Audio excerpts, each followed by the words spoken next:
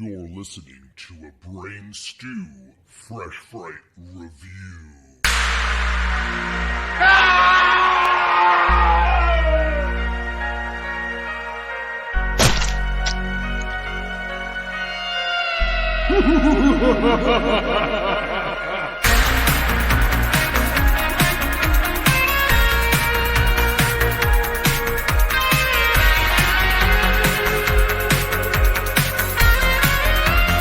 What's up, creeps? Welcome to a brand new Fresh Fright Review.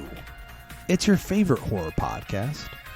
We like to call it the horror podcast. We like to call it Call Me By Your Name. All right, that was. I got another confession to make. I'm Brain Stew. Stop. Okay. That no. I'm your dude. Brain Stew. Yeah. Yeah. He has to fulfill it. He has to we went fulfill a the little. expectation of the We listeners. went from and- Dave Grohl to Eddie Vedder there, and not in a good way, but it's all right. And I'm feeling. Watch the zombie mom, Evil Dead Rise, and the feeling. Okay, now we're on fire, motherfucker. there we go. Ladies and gentlemen, it's been a few weeks. You heard last of us when we did our spoiler-free review of Evil Dead Rise, and you would have gotten this full spoiler review to you much sooner.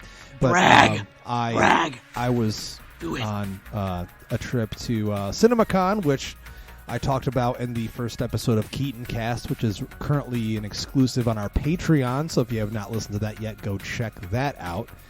Brady joined me and just listened to me blab my mouth for 30 minutes. Yeah, I don't know who could win the award between Jeremy talking about The Thing and Justin talking about CinemaCon over the past week. Because Have I really talked a lot about The Thing and the fact that it's the greatest fucking movie of all time, and everyone should watch it and talk about it every single day of their life? I don't we talk about it that so often, much right? that on the episode that you're not on, we still talk about it. Of course.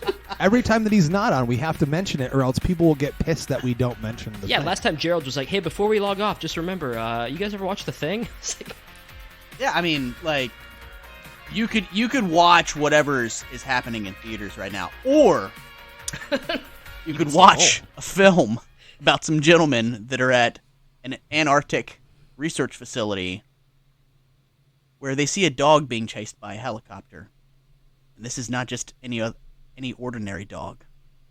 And you'll find out what that's about and this dog's intentions. That's my dog. That's my dog. I got a dog tattooed on my leg. It's not my dog. That's not a dog. That's a god. Yeah, That's a god. it's actually an angel. Okay. Someday on the show, we'll tell the exact origin story of Melonhead, our Lord and Savior. I don't even think Jeremy knows. I love you, Melonhead. The story of Melonhead. But yes, ladies and gentlemen, we are here to talk about Evil Dead Rise. Full spoilers. Brady had an opportunity to see it 3 weeks after us because he sucks and we're cool. Yeah. But sorry we're late on this, but we're going to dig into this thing. Jeremy, you did not get a chance to see it a second time. Is that right? Nope, I did not. I was going to, and then just kept living my fucking life. Yeah. I think you should have done that. I think you should live your life. That's a good I was like, thing. yeah, I'm gonna go see it again, and I'm excited to see it. And then I just kept living. I still would love to. I just have not had an opportunity. Yeah. And getting back from the trip and seeing The Flash last week, it just kind of took a lot out of me emotionally and all my excitement. I'm just like, I don't know if I can go back to the theater that quickly. But Brady, like I said, you had an opportunity to finally see it. So everyone out in the horror community, you've already seen it. I am pretty positive based on all the reactions. Every motherfucker that was going to see an Evil Dead movie in the theater did go see it. It made a bunch of money at the box office. As of right now, on a budget of estimated 15 to 19 million, it's made 89.1 million fucking dollars, which I would put in a round of applause sound effect if I had it. Seriously, guys, the horror genre is so on fire. It's crushing it.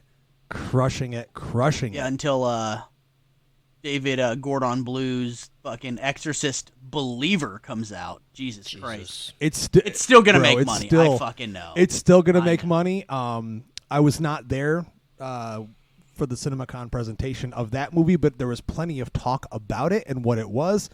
I mean, it sounds like another random exorcism movie, but I mean, that's my only issue is how are you going to make it an exorcist movie and not just another random exorcism movie? I don't know. Play the theme music from the original. I guess that's one thing. He literally took the blueprint from Halloween 2018 and was like, "Yeah, we'll go ahead and do that again. That worked. It printed money, and let's just go ahead and do that." Yeah. I think that'll be an ongoing theme on this show until we finally get to see it, and we'll probably continue that theme for a long time after we see it. Yeah, he's trash. Anyways.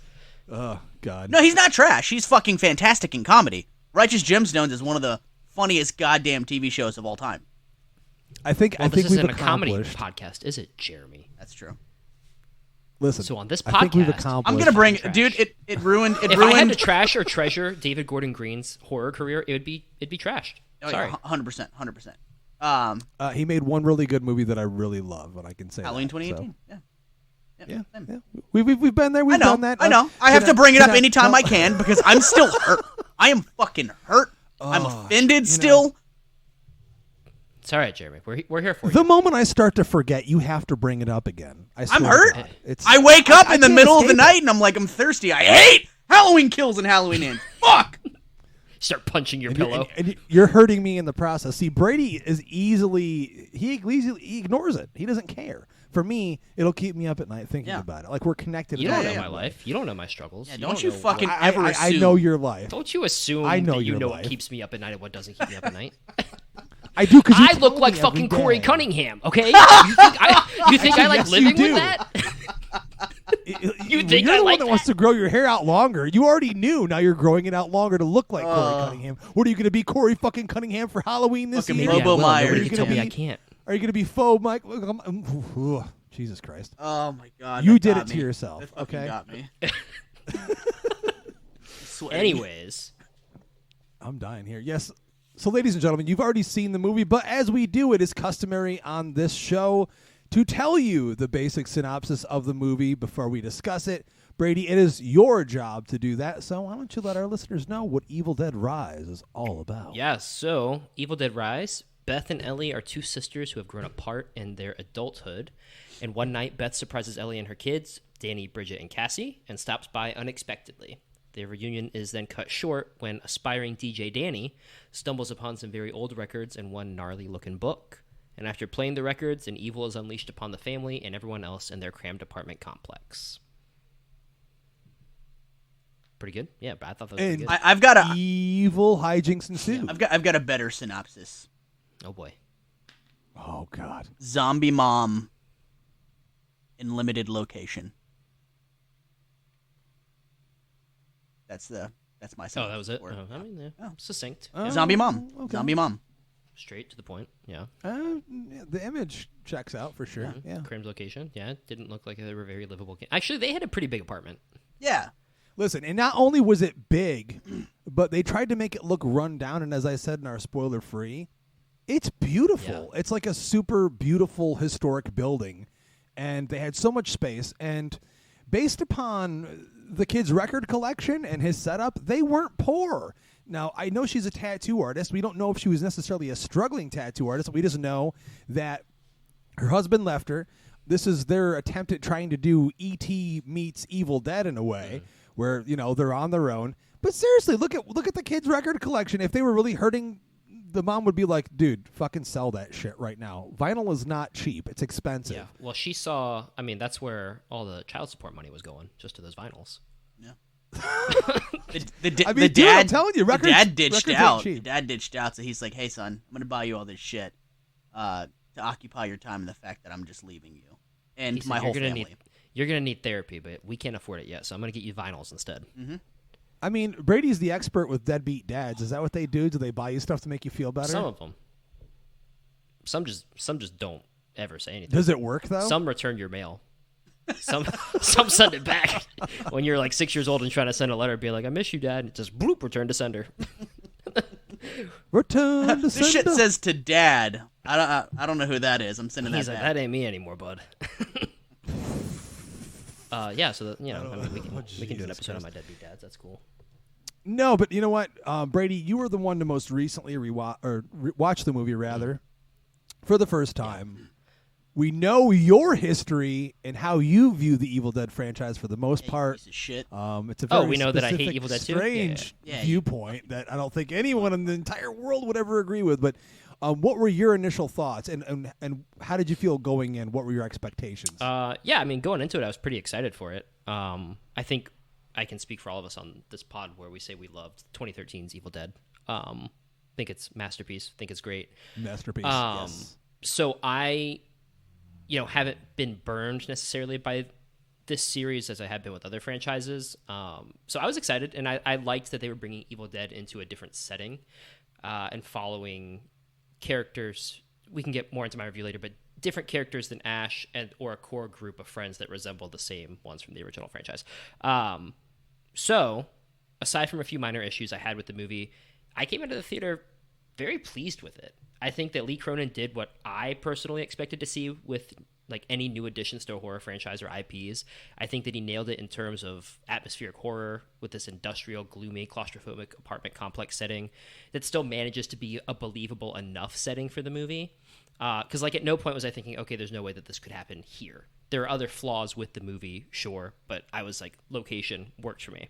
And then while I do have a few issues with the characters and the scripts, they aren't big issues to me because they do their job. Like, apart from Ash and the Evil Dead, I think all the other characters were just fodder. And I think that Alyssa Sutherland did a really phenomenal job as possessed Ellie and was very creepy for me. And also, the best fucking part, the movie kills fucking kids. Could you try again? What the fuck was that? That wasn't in my house. Oh my God. Oh my god. What was that? God. I don't know. Ladies and gentlemen, I think we might have a demonic possession on this episode live. What the fuck is that? I don't have any electronics down here. So is that Oh your my house, God, Justin? It's because you guys were shitting on the movie. You know what's happening to me now? No, listen, ladies and gentlemen, my phone is never anywhere near me when I record. It's super far away, so it doesn't even vibrate, so you guys don't hear that. Yeah. None of my dogs are in here snoring right now. I'm totally alone. There's nothing else that could possibly make that sound. So, okay. All right, well, let's see. Is anyone have a record player and they're spinning a record on it right now? I mean, I went to a something? bookstore and found a book and just like kind of opened it while I was doing this. Okay, Brady. But anyways, fucking everything up as usual. Going back to the rest of my review, it kills fucking kids, and I love any movie that will kill kids. Did it blow me away? No.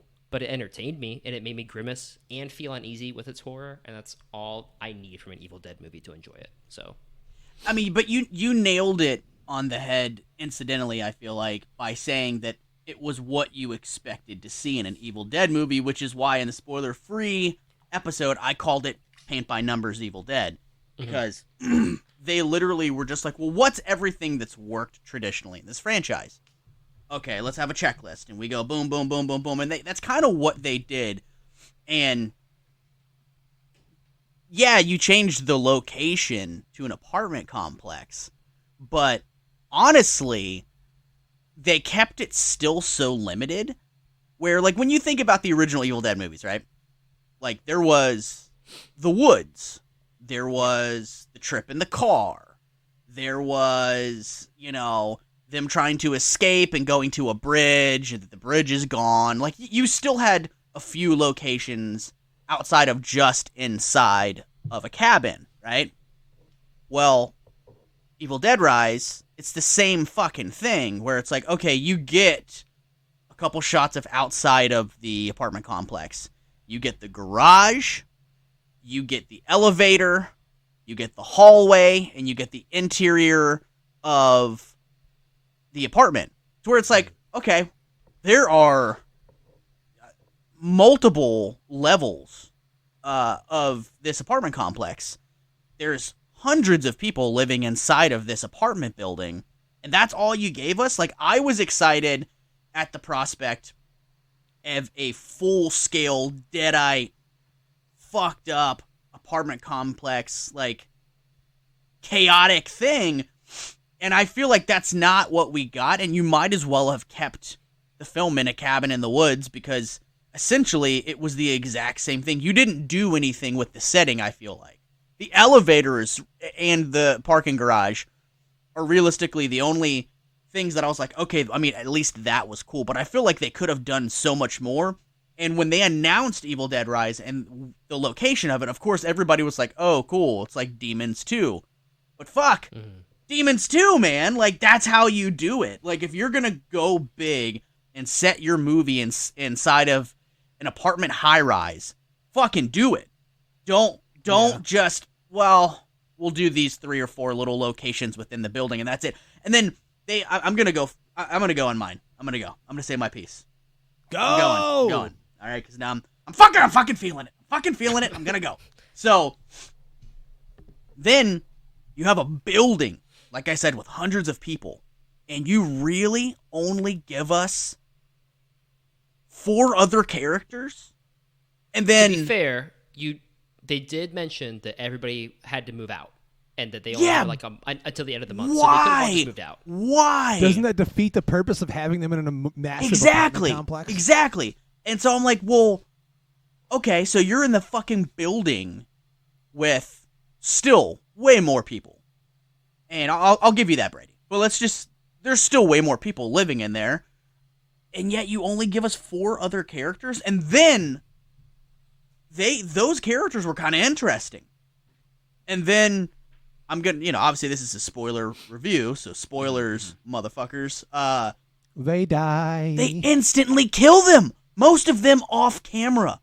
Instantly. Just to immediately, I guess, try and make the stakes higher for the people inside the building, or inside of the family inside of the apartment, to make the stakes higher, like, oh shit, they've already wasted everybody else. Now it's just these core characters left, and we're only at the middle of the movie.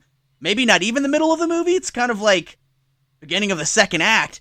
So it's like, that blew me. Like, even as I was watching the movie, I was like, that's it for them? Like, dude, I liked those 2 brothers. I liked the fucking redneck neighbor with the shotgun that seemed like he was going to be the one that had a plan and would have had no problem going fucking to battle with these Deadites. And then you had the other concerned neighbor. Like, all of those characters were interesting, and then they waste them instantaneously. The moment Zombie Mom comes into the picture and she's like, oh, let me in the house, darling. They fucking waste. Oh, nothing a kiss can make better from you. Doodly doodly doo. Like that's fucking, you waste those characters, and I was like, all right, well, that sucks. I don't like that. Even in the moment of enjoying the movie, I was like, I don't like that, but here we go. Still gonna give it a fair shake. So, like, that just sucked. Everything was fine. This movie was fine. I enjoyed it. It's a solid Evil Dead movie, because I feel like they stayed in the lines and they painted. They have to do something different for the next one. Like, it's got to be bigger. If that means giving it an even bigger budget, that's what you got to do. It can't be small, because even though this feels like it feels like it should be a bigger movie than what it really was. And the kind of the promise of the setting change made it seem like it was going to be that bigger movie, and then that wasn't it. And this movie was not supposed to go theatrical at all. It was supposed to go direct to streaming, but then the test screenings were so positive. Like, they did one test screening and it was through the roof. They did another test screening through the roof, and like, there's a reason they kept screening this movie all over the place, because they're like, are we sure? Is this right? Everybody fucking, all right, we're going theatrical. And they made the right move, because this movie's made so much fucking money.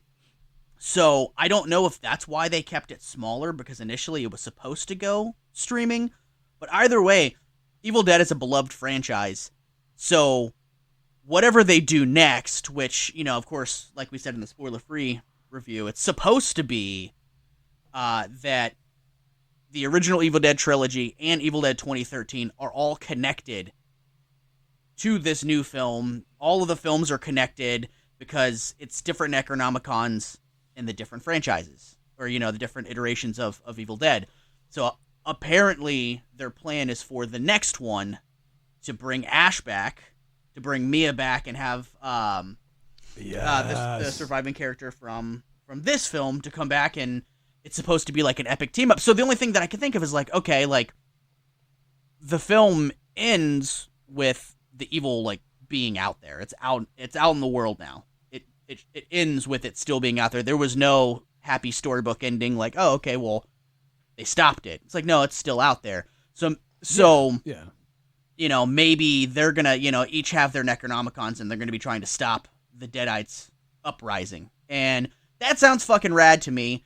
And I know we're talking about Evil Dead Rise, and now I'm just talking about what I want to see out of the next thing. But this movie was satisfying from the eye candy of it being a very well-made horror film. However, we walked out still kind of bummed when we watched it. The whole group of people that we watched it with kind of walked out and we're like, you know, that was fine. Didn't love it. So, I mean, that's kind of my take on it so far. I'm super curious what you guys think, but once I started going, I was like, all right, I gotta. No, man, that's Well, And you know, hold on, one more second. I'm sorry. All right. I'm jumping back in. Oh my I'm going. God. All right, I was done, but fine. I'm jumping back in. Okay, so another thing is that there's also like, at least in Evil Dead 2013, there was a little bit of redemption, right? Through some of the character arcs in this. Like, there was no character development.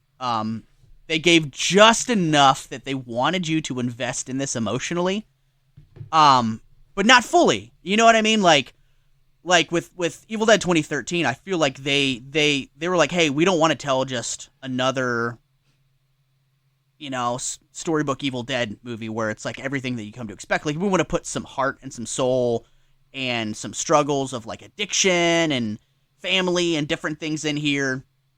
And they succeeded. With this one, it was just like, well, sister is coming home from being on tour with a rock band. She's pregnant. Other sister has just been left by her husband, and now she's raising these kids. And it was kind of like, there you go. There's your backstory. Now you should feel empathetic with these characters. And that wasn't the case. You didn't do enough with it for me to really give a shit. So why even do it in the first place? Exactly. You might as well have issue. just pulled an original Evil Dead trilogy and just made it so over the top and fucking crazy that you go, you know what, that was a fucking roller coaster ride of a movie. But goddamn, it was fun, and that was it. Instead, you try to go the story route, but you don't go all in on that. You do just enough of a thread of a narrative that you think the audience, because we're horror fans, right? Like, we watch stupid movies. They think that we're fucking stupid. So that's like what I feel like. That's what I feel like studios feel like, dude. Like, I feel like studios feel like we're dumb, and it's like, okay, well, now we're gonna do this, and they're gonna fucking absolutely the other mindless horror, you know, fodder that these people that come to watch these movies watch, they're gonna fucking fully be invested in this, and that wasn't the case. Let me jump in real quick, because, dude, like, I understand what you guys are saying, and like I said, we love 2013, but like, you don't listen. I didn't say anything. You don't yet. need to reinvent the wheel here. Like, I don't need a redemption arc. I want the original fucking Evil Dead, nihilistic, no fucking hope, suffocating. That's what I want. I don't need there to be a redemption like Mia had. I liked that in 2013, but I can stay with that. Like, again, I think a lot of people, Jeremy, I talked to you about this. I think a lot of people get caught up with the character of Ash, and rightfully so, but he's the only one that really fucking mattered in the original trilogy. And then I think that the characters in 2013 were so fucking close to those original characters. And I know that at the end it's like, all right, well, it's not really a reboot or a remake. It's, you know, whatever you want to call it. But like, they were close enough that you thought that they were similar characters. And they had their differences, and that's great, different storyline. But like, I think people get so caught up in Ash, and that if anything changes, they're going to hate it. That's the problem, though, is that I do want something different, which is why I'm complaining about the location I honestly, and things like that, is because, I mean, I'm also the first person that said in Scream 6 that I was stoked as fuck that Sidney Prescott was not coming back, because it wasn't just a recycling of shit that we've gotten time and time again. That's the same thing I want from this. I don't need Ash to have a good time with an Evil Dead movie. I don't need Ash either. Actually, I don't need him at all. And 2013 proved that. I loved Ash vs. Evil Dead, and for those fans that feel that Ash is the Evil Dead franchise, you were given a gift of 3 seasons of a great show. And I feel like people should be so thankful and appreciative that we got that show, that it actually happened and it was as good as it was. But for me, Evil Dead is not about Ash. This is not a Bond or Batman or Michael Myers and Halloween situation where I need that character in order for these movies to work. Now, Brady, what you said a few minutes ago, you are correct. They don't need to reinvent the wheel. They did check the boxes. It's exactly what you're saying. You're agreeing with Jeremy in the sense that the movie does give you what you've come to expect from an Evil Dead movie. On the other hand, 2013 raised the bar, gave it emotional weight, gave it a character that you could root for real in a real-life setting. And here, what they're trying to do is that. They're not. I don't think that they're trying to dumb it down.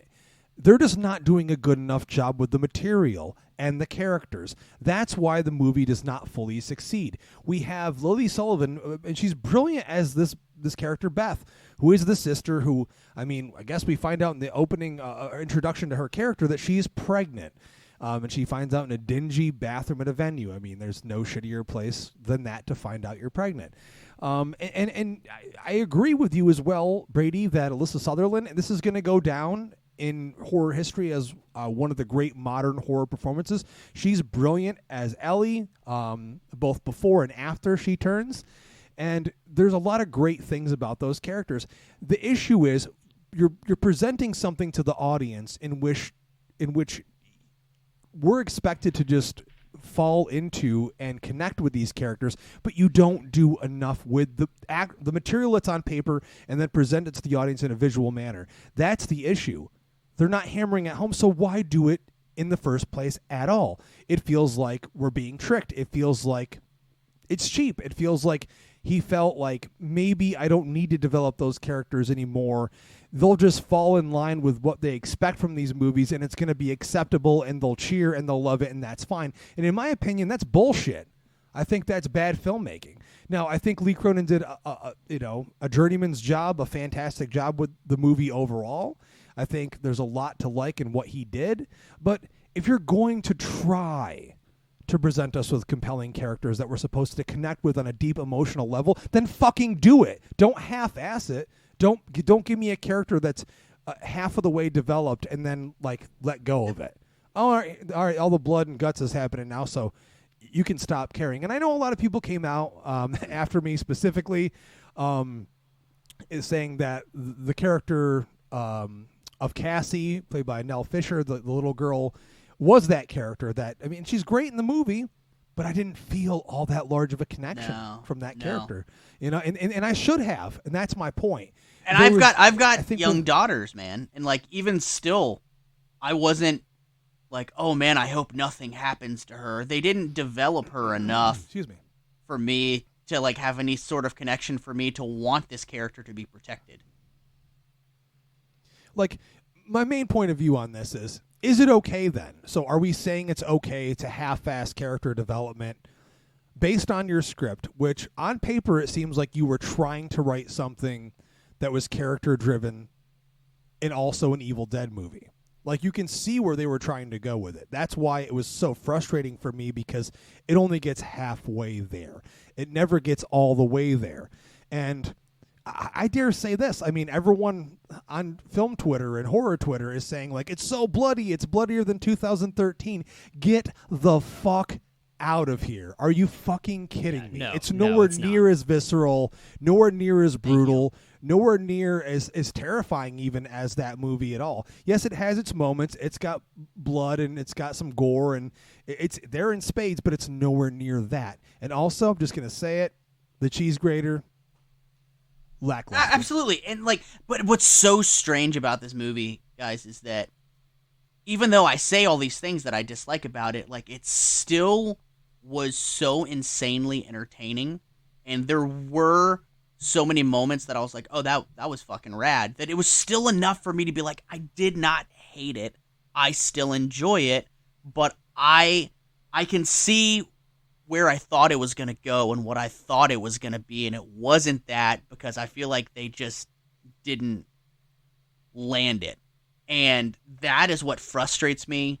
And on top of everything that I've already said about it, like, it's just a strange thing to have a movie where it's like, I know I just said a bunch of shit that I did not like about it, but I still liked so much of the other stuff enough that I'm like, man, I can't say it's a bad movie, and I enjoy it for what it is, I suppose. I mean, going back to like the character development, I get what you guys are saying about that. I mean, I'm the first one on this podcast to always say, like, I need more character development. But I guess I felt like these characters, the story was straightforward enough. It's a broken home. The dad left. They don't know what they're doing. The sisters aren't really friends anymore. They're not there for each other. Family is the focus. But I didn't need it to be character-driven by anyone specifically. I thought ending it with Beth and Cassie getting away and then being strong and resilient, I think that was enough for me to carry it through. Would I have liked to see more development? If you could have done it, sure. But I think in the short runtime you had, it was enough for me to be like, cool. I don't think that it's not a matter if they couldn't or shouldn't. They should have, and they could have. I didn't any need movie it. can do. Any movie, well, you're saying you didn't need it. So then again, we don't need this family core unit. We don't need these characters at all. But I don't if need you're not going to take the time to invest us in them that deeply, then don't do it half-assed. You don't need a fucking. You don't need a 2-hour long investment into this family, dude. You don't need You it 2 got hours enough at when all. they just said, "Hey, the dad fucking left. We have to get out of here. We don't know where we're going. I'm not family Brady, the movie's with you only anymore." an hour and a half. You hour don't 40 need that much minutes, right? investment. You don't need that, Dude, listen. I'm not saying what I need. I'm saying what they fucking wrote on the paper and what they tried to make in the movie, and they failed at that. That's what I'm saying. But I don't think they it's failed. not what because, I need. I don't think they failed because the movie doesn't need that. Like, I don't think that they tried to do something and then half-assed don't write it. the characters. Then don't write the characters. What characters in do you that want? Emotionally. I don't care. What I'm trying to say is, if you're going to, they wrote it. Yes, that's what it is. Then do it. They right. absolutely tried to convey that they wanted you to feel an emotional reaction to this family and what the family's going for, and they want you to invest in these characters, but they themselves did not invest in the characters while writing it enough for that to truly happen. The horror in general has been changing, and it's been shifting. And some call it, what's the dreaded words that we call it? Elevated horror. And that's not, it's not a real thing. It's just horror that is more heartfelt, that's telling stories that are compelling and character-driven. Character-driven, right? This movie wanted to be character-driven by giving these backstories on these characters that they want you to invest in, but they didn't land it because they didn't do it enough. They did not do enough in the script to make me invest in it. I don't even think the movie needs to be all that much longer. My point of view on this is, Brady, if you gave me 5 minutes more, give me a few moments with these characters to really connect with them. For real, then the stakes would have been much higher, because that is the point of what they are writing. They want you to connect with them. They want you to feel that there's children in danger, this family unit. This is different than the other Evil Dead movies, because in the other ones, they're just teenagers or early 20-somethings. Yep. You know what I mean? Or older people. Like, here we have children in danger, so of course we're supposed to care. So they tried. What I'm saying is they didn't land it as hard as they possibly could have. And that's why I'm frustrated by the movie. I still agree with Jeremy that it's enjoyable. It does check all the boxes of what you expect. You get the fucking Dutch angle, fast zoom in from Sam Raimi that he does very well here. I think the setting in terms of the building, we kind of compared it to the the Child's Play building from the first Child's Play. You nail this iconic imagery of the location. We already talked about how we didn't really care for the Deadite design very much. But it's just, if for me, it felt like it just didn't quite get there. And I think that's okay. I mean, it's not a masterpiece. It's not one of my favorite Evil Dead movies, but I can say confidently still enjoyed it. That there's no bad Evil Dead movies, and that's totally fine. I wish that it went that extra mile, gave me a little bit more to make me care, because in my opinion, I think that Auntie Beth should have been as compelling as Mia from 2013. There's no goddamn reason why she shouldn't have been. It's on there on the paper. It's on the screen. They could have done a little bit more with her, but she didn't quite get there for me. I'm not going to call her an iconic horror character because she didn't quite get there for me. But that's fine. That doesn't mean every movie needs to have one. But you can tell with what they were setting out to do, they were trying to create. There was also no suspense in the movie. Like, that's another thing. Like, it was, there's horrific things happening, but there was no real cat or mouse or anything that you were, holding your breath over. Like, there was no real suspense in the movie. Another issue that I had with it, while it's still being insanely fun to watch. It's like I said, this movie is strange for me because when I go back and I think of it, I have all these qualms, but I go, well, fuck, that was still a really great time. Yeah, and going back to something that I really didn't like in the movie, Jeremy, you touched on it too, is that whole scene where the supporting characters are just wiped out. Like I think it's definitely like blue balls in there, but also like this is what I'm not going to get into my hate on Evil Dead 2, but a lot of my issues with Evil Dead 2 stem from they went the pure comedy route, and I feel like this movie had such a nasty, sinister tone to it until this point, and then the eyeball kill where the eyeball gets spit into the kid's throat and he chokes. I said, I'm fucking, like, this is insane. Like, why is this happening right now? Like, I don't see. I loved that, but I don't see. I loved that. So again, it goes into what I need, what you need, what you want, what I want. But like, well, it's also like you said. And again, we're talking about what checks the boxes, and I felt like the movie's nowhere near funny. And again, people are shocking me by being like, it's funny, it's scary. I'm like, where was there any? I didn't laugh at all during the entire fucking movie. Like, it's not. There's a couple fun. There's a satirical couple funny bits. Either.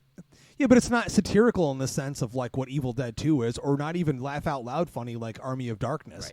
Right. The first movie is played straight and comes off as funny because of the way that it's made. You know what is funny though? It is when in the cinematic masterpiece 1982's John Carpenter's The Thing, when the Norris spider head starts crawling across the floor and Palmer goes, "You got to be fucking kidding." That was funny. Sorry, go ahead. I mean, I laughed every time. I mean, that's probably the only light moment in that entire. That's probably the moment funniest movie in cinematic dread. history, actually. Oh God! But I know what you're saying in terms of expectation versus final product. The movie's fun. The movie is entertaining. It's fast-paced. It's fine. Yeah. It's a solid Evil Dead movie, and fast-paced is a good thing because that's how it made so much money. An hour and a half runtime, more runtimes during the day at the theater, more people going to see it. And, I'm happy for the people that are loving this thing. I didn't hate it. That's the thing. I guess in the end, I'm just more, much like Jeremy, we're just frustrated by what the possibilities were that you can see while watching the movie versus what it actually turned out to be. But again, that's not the end-all, be-all. I would still champion Lee Cronin to see him make another one. I think he showed here what his chops were, and he did a fantastic job overall. I would just like a little more creativity. And I do have to say off the bat, I loved the opening.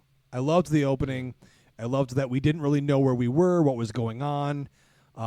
When the title sequence popped up, I mean, everyone cheered. It was really exciting. Dude, greatest title sequence it out built of pretty well. any fucking Evil Dead movie.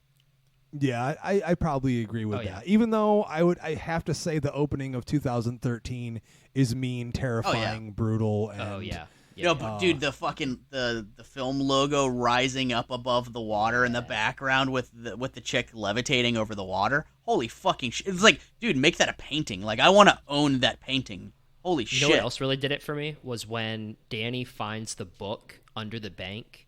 And it's like all the crosses hanging everywhere. Yes. Like, that really did it for me. They do the set dressing, man, was the set design was unbelievable on that.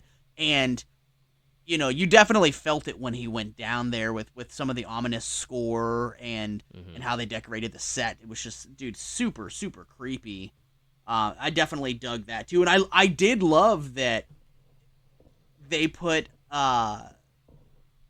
basically it was a bank that was below, like they covered this old bank up with a parking garage for this apartment complex. Like, the bank's gone. The only thing that still remains is like the vault below, and it's been sealed all this time. And a previous owner of the Necronomicon had it sealed in the bank. Like, I love that. I think that's such a brilliant idea for what to do with the Necronomicon and how to find the Necronomicon. I felt like that was wildly inventive, and I really liked that. Yeah, and I also I think any time that there is an old record playing, that whirring, winding up, echoey, feedback full noise of somebody screaming, like, I loved that. And I thought this one, great concept. I think this one was, it didn't land all the time for me, where it's like at a conference where like a priest is talking to a bunch of other priests about what he wants to do. Like, that was a little off for me, but it still was ominous and it was creepy, and especially as he's going through, and then it turns into the actual demonic voice. Loved that. Now, is this true, Jeremy? Did you hear that apparently Bruce. the voice on the record is Bruce? He was, his voice was the voice that said, "Burn it! We have to burn it! Get rid of it!" or whatever the fuck it was. But yeah, that was him. It was a voice cameo. That's pretty cool. And there's a lot of speculation that he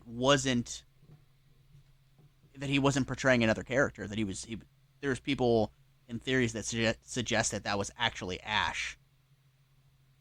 Trying to say, "Hey, burn it!" Like, 'cause he, maybe, obviously he knows more than anyone what the book is capable of. So, who knows? That's for the filmmakers to decide what that is. Where do you go from here? I would like to think that, obviously they're like the character of Cassie, the little girl. What they wanted was they wanted her to be a character like Newt from Aliens.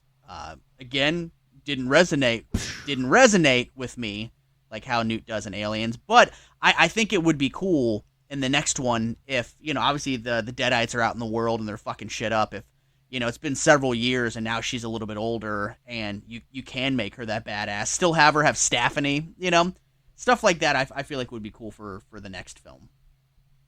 Bro, like you said about Scream, just do the same thing for Evil Dead. Put it on a cruise Put it on ship. a fuck, dude. That'd be pretty good. Well, here's the thing, though. Honestly, think about it logically, guys. I mean, a cabin in the woods at night, it's scary, This apartment building, in the imagery, they tried to make it look dingy. It was nice looking. But you know what I mean? It's scary. Where do you put it where it's scary? Where it can be much larger and You're scale? trapped Like, in the what do middle you- of the fucking a prison? ocean.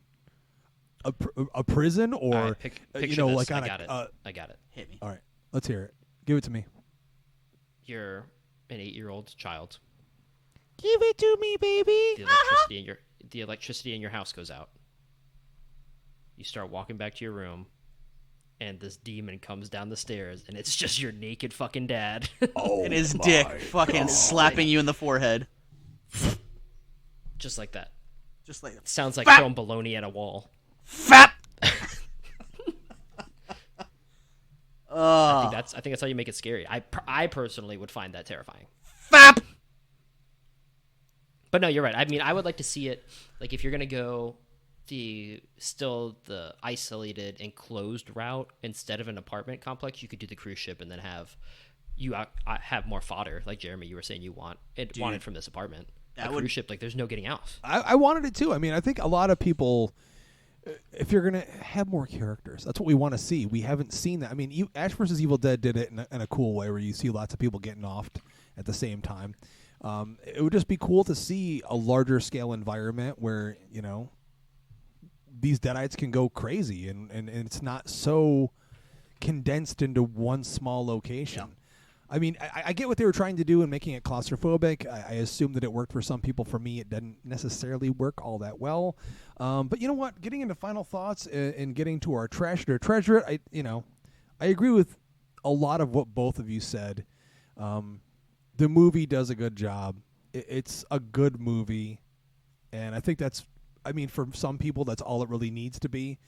For myself, I was just not necessarily just expecting more, but hoping for more based on the material being represented and the movie that I watched. And, it's fine that it wasn't the best.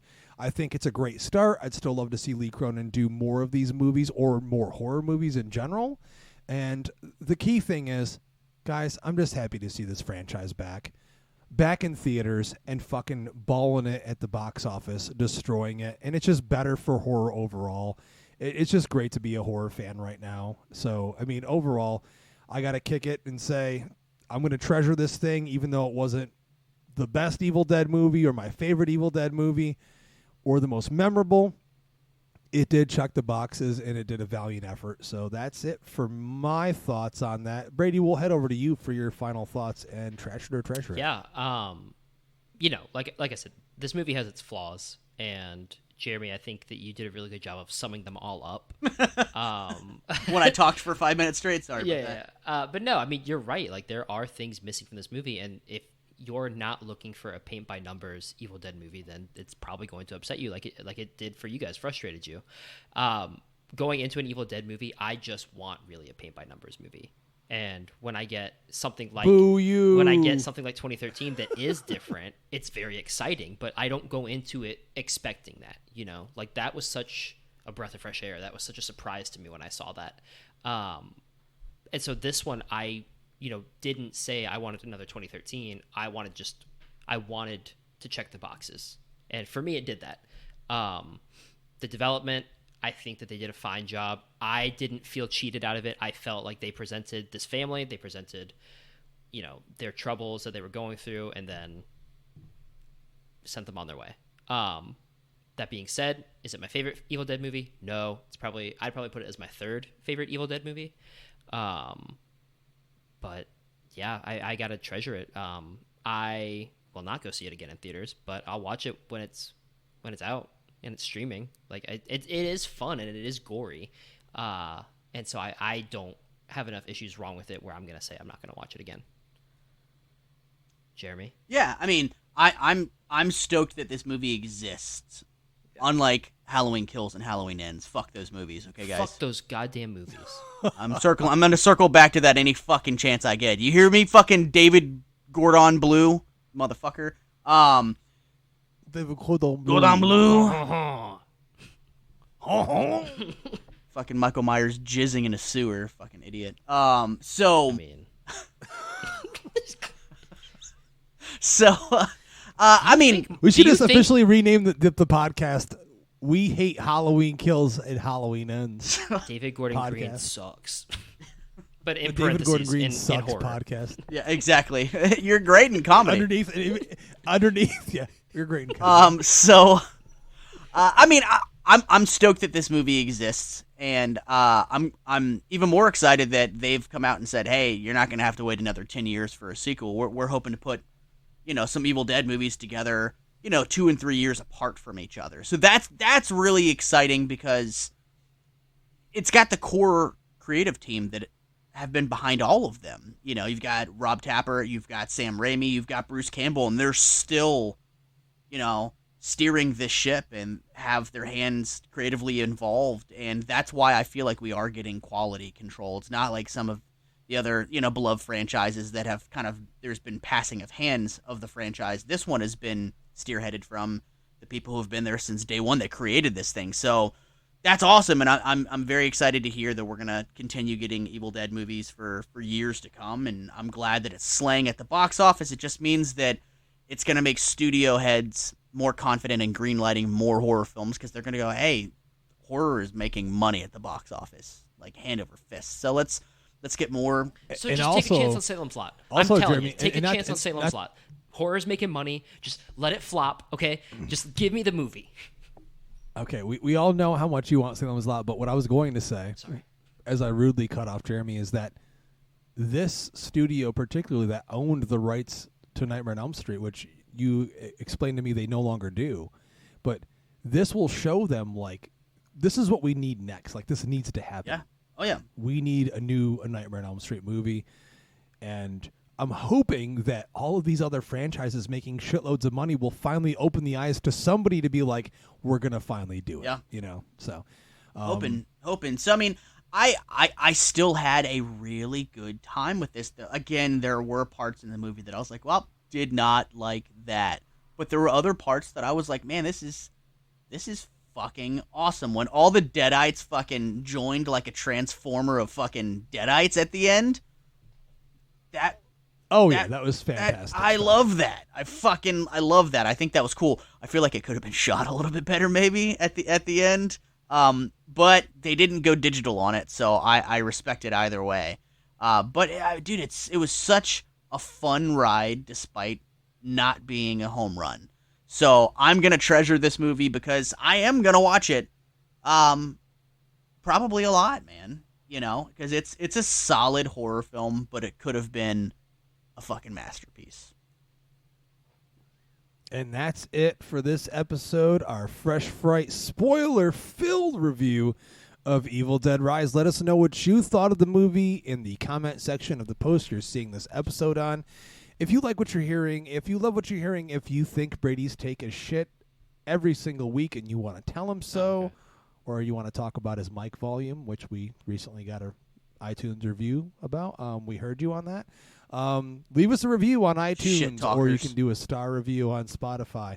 I know that they had some good input. That's all. They just said that he needs to turn his. They like his voice. Speak up, little baby bitch, Brady. They said, "Hey, turn your fucking microphone up, you fucking bitch, or I'll come to your house and slap you." I mean, no, actually, it's not what they said. They were very nice, but thanks for listening. And we're all over the social media. Yes, at Epic Film Guys on Twitter, Facebook, Instagram, literally everywhere you want to find everywhere. us. And B-Ratty has a private Instagram account if you want to PM him. Yeah, I don't need people who comment on my mic volume to try to find me without my permission. I'm giving them permission. You're on a public show. This is public, so they have public access to you, B-Ratty. But until next time. Sorry. Well, why are you apologizing to me? You're the star of the show. I know. Anyways. I'm Justin. I'm Jeremy. I'm B-Ratty. And as always, we like to ask you to keep it